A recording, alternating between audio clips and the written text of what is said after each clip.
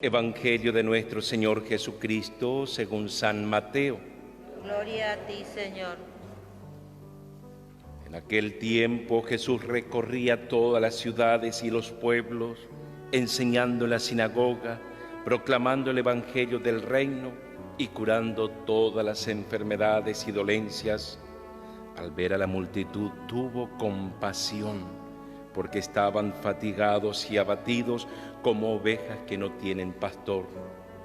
Entonces dijo a sus discípulos: la cosecha es abundante, pero los trabajadores son pocos. Rogad al dueño de los sembrados que envíe trabajadores para la cosecha. Jesús convocó a sus 12 discípulos y les dio el poder de expulsar a los espíritus impuros y de curar cualquier enfermedad o dolencia. Palabra del Señor. Gloria a ti, Señor Jesús. Y las palabras del Santo Evangelio purifiquen nuestro corazón de todas nuestras faltas. Amén. Como les dije ayer, le estaba por decir, tomen asiento. Bueno, familia, queridos hermanos, los que nos ven por el Facebook, los que nos escucharán a través de los audios, y aquí nosotros que tenemos el privilegio de poder reunirnos, congregarnos en torno al altar y en torno a la palabra, celebrar en este 4 de agosto el Día del Párroco, y desde el 2009 como no solamente San Juan María Vianney como patrón de los párrocos, sino modelo y ejemplo para todo sacerdote. Y además la palabra que nos pide de rogar más obreros, más trabajadores para su viña. Quisiera, la palabra, vamos a iluminar con la palabra que nos ofrece la liturgia, que son propias de este día.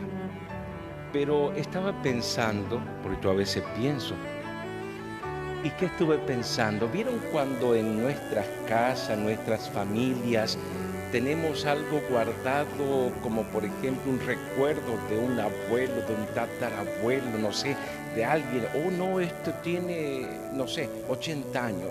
Como el padre me decía ayer, perpetuo socorro de un ícono que tiene 82 años. Como que algo de antes lo conservamos como algo tan valioso. Bueno, la vida de el santo cura de Ars, que llevan sus años ya, como bien lo hemos vivido en el 2009, 150 años de su partida, y es por eso que se ha hecho en aquella ocasión el año sacerdotal, nos ha dejado también hermosas enseñanzas. A pesar de que se lo consideraba como poco capaz, y a él le ha costado estudio, le ha costado, y se extendió un poco de su tiempo para ser ordenado. Inclusive lo dejaron allí en ese pueblito de poquita gente, como para que, bueno, por lo menos se desenvuelva con poca gente y no con tanta responsabilidad. Pero Dios le dotó de tanta sabiduría que de toda Francia venían a pedir sus consejos, y pasaba horas y horas aconsejando, confesando, y ustedes sabrán que cuando venían a confesarse, él mismo, el Señor que le daba ese discernimiento, le decía a los penitentes: no estás contando todos tus pecados. Dios le había dotado de sabiduría y de discernimiento, de tal manera que, bueno, así como el de Jesús era representación del Cristo mismo, que se iba extendiendo lo que era ese a quien le dijeron un pobre hombre, y sin embargo ha llegado a ser un gran hombre de Dios. Entonces dije, como algo que ya pasó, o algo que uno puede valorar, tener algo valioso de algo que Él nos ha dejado, una carta, una hermosa enseñanza. ¿Están atentos ustedes para escuchar? Sí, ¿están atentos?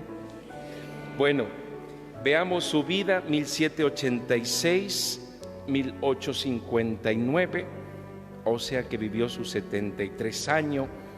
Pero yo quiero ir a esta hermosa, no quiero dejar pasar justo en este día, porque leyendo esta hermosa enseñanza, esto nos puede ayudar a lo que ya anoche, yo leyendo esto veía anoche, ¿recuerdan esa hermosa imagen de Jesús intercediendo por la iglesia en la barca en medio del mar. Bueno, acá nos vuelve a hablar de esta oración que nosotros tenemos que buscar, porque no solo de pan vive el hombre, no solo de las cosas transitorias, sino de toda palabra que sale de la boca de Dios. Por lo tanto, debemos alimentarnos. Miren lo que nos dice este santo cura de Ars: consideradlo, hijos míos, el tesoro del hombre cristiano no está en la tierra, sino en el cielo. ¿Dónde está? Por algo Jesús nos dice que no atesoremos en esta tierra donde la polilla corroe, sino más bien donde esté tu corazón, dice, donde está tu tesoro estará tu corazón, en el cielo. Eso lo dice San Juan. Nuestros pensamientos deben estar siempre orientados hacia donde está nuestro tesoro. Cuando leo esto me hace acordar la enseñanza de la catequesis. Dios creó al hombre para que el hombre lo conozca, lo ame, lo sirva en esta vida y luego goce con él en la vida eterna. Somos transitorios en esta vida, peregrinos. El hombre tiene un hermoso deber y obligación: orar y amar. ¿Cuál es nuestro deber y obligación? Ahí está, esa es la esencia de la realización del ser humano. El que ora tiene en sus manos el timón de la vida, y quien ama se prepara para amar a Dios toda la eternidad, porque si no lo amamos en esta vida, ¿con qué derecho vamos a pretender amarlo después de esta vida? Si oráis y amáis, habréis hallado la felicidad en este mundo. Todos queremos ser felices, ¿verdad? Acá está la recomendación: orar y amar. Es lo que hizo Jesús. Pasaba de noches enteras o desde madrugada orando y siempre haciendo el bien, amando. Y ya en este mundo hallaréis felicidad, dice el santo cura de Ars. La oración no es otra cosa que la unión con Dios, estar unido al nuestro Creador, dueño y Señor. Todo aquel que tiene el corazón puro y unido a Dios experimenta en sí mismo como una suavidad y una dulzura que llena, que satisface. Se siente como rodeado de una luz, como dos trozos de cera fundido en uno solo, que ya nadie puede separar. Es algo muy hermoso esta unión con Dios, con su pobre criatura. Es una felicidad que supera toda comprensión. Solamente las almas que rezan desde el corazón, y no que se quedan solamente en palabras, sino desde el corazón, podrá vivir esta experiencia de felicidad, de suavidad, de dulzura, de paz en medio de las tormentas. ¿Cuántas veces que podamos experimentar esta cercanía? Allí está Dios, en la suavidad. ¿Recuerdan cuando Elías vio las tormentas, fuerte viento, terremoto? Allí no estaba Dios, sino la suave brisa. Así también el alma humana, en la suavidad, en esa ternura de Dios, allí está para tranquilizar, para armonizar, para traernos la calma.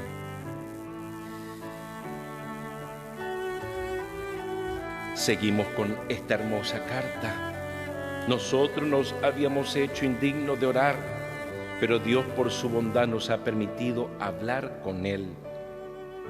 ¿Y por qué nos hemos hecho indignos? Por nuestro pecado. ¿Sí?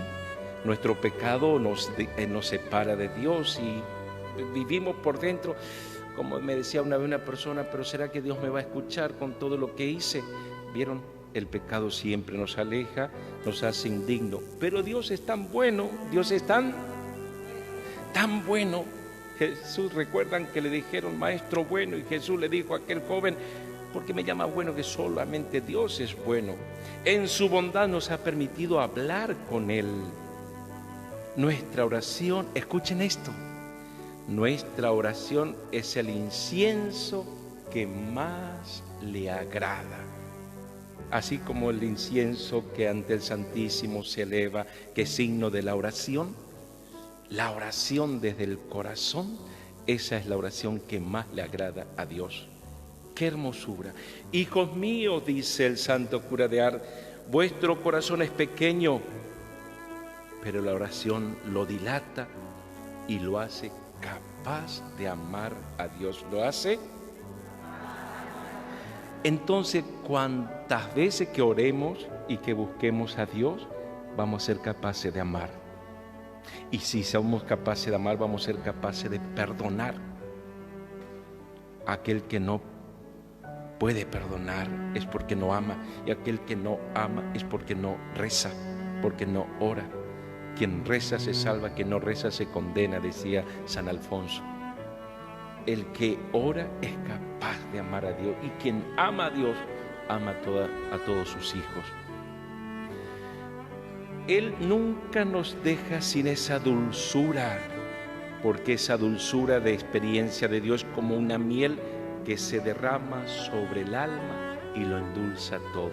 Y uno, a ver si le pasó a ustedes, cuando uno dice, qué gusto, qué hermoso es hablar con tal persona.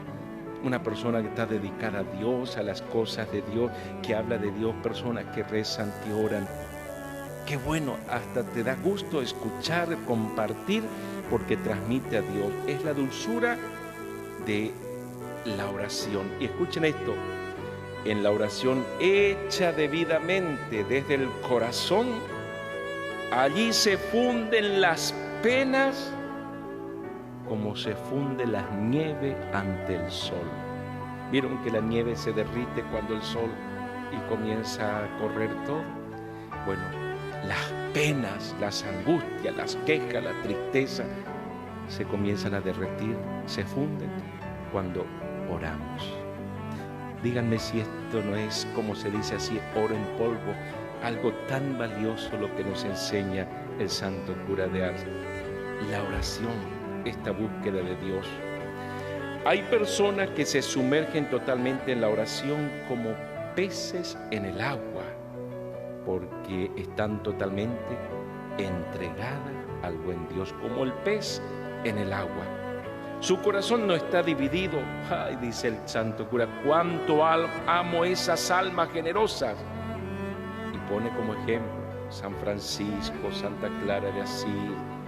Ellos veían a nuestro Señor y hablaban con Él del mismo modo que hablara entre nosotros. Se han convertido en amigos de Dios. ¡Qué hermosura! Si ustedes, ya que el internet también nos permite buscar tantas enseñanzas del santo cura de Ars, de cualquier santo que nos deja su hermosa enseñanza, les recomiendo. Es una hermosura esas enseñanzas, y no quería dejar pasar hoy, en el día del santo cura de Ars, esa hermosa oración. Pero relacionemos. Está hablando de la oración. Y santo cura de Ars dice, ¿cómo amo esas almas que oran? Y por algo Jesús continuamente nos invita a la oración. Y sabemos que la oración, dice Juan Pablo II, es el oxígeno del alma. Dejen de respirar un minuto a ver qué pasa. Seguramente que nos vamos a ahogar, ¿verdad? Y si no, hagan la experiencia. Y si no, a veces hasta con el barbijo que nos falta aire, ¿verdad? Y uno, un poquito, aire otra vez. Es que si dejamos de respirar, es como para el alma, dejar de orar es dejar de respirar y nos ahogamos los problemas. Buscar entonces la oración. Jesús recorría las ciudades, pueblos, enseñaba en la sinagoga, proclamaba el evangelio, curaba las dolencias. Y al ver a toda esa gente desorientada, como que no tenían pastor, dijo Jesús, la cosecha es abundante, los trabajadores son pocos. Rogad al dueño de los sembrados que envíe más operarios. Rogad. Jesús mismo nos está pidiendo que roguemos, que oremos, que busquemos. Y nunca podemos decir que rezamos demasiado. A mí me sorprende cuando hay personas que me dicen, Padre, pero yo rezo, yo pido. O no escucharon ustedes, o no les pasó a ustedes, pero es que yo le pido.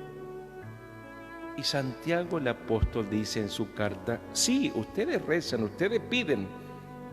Ustedes oran, pero oran mal y piden mal solo para complacer sus necesidades y no para dar la gloria a Dios.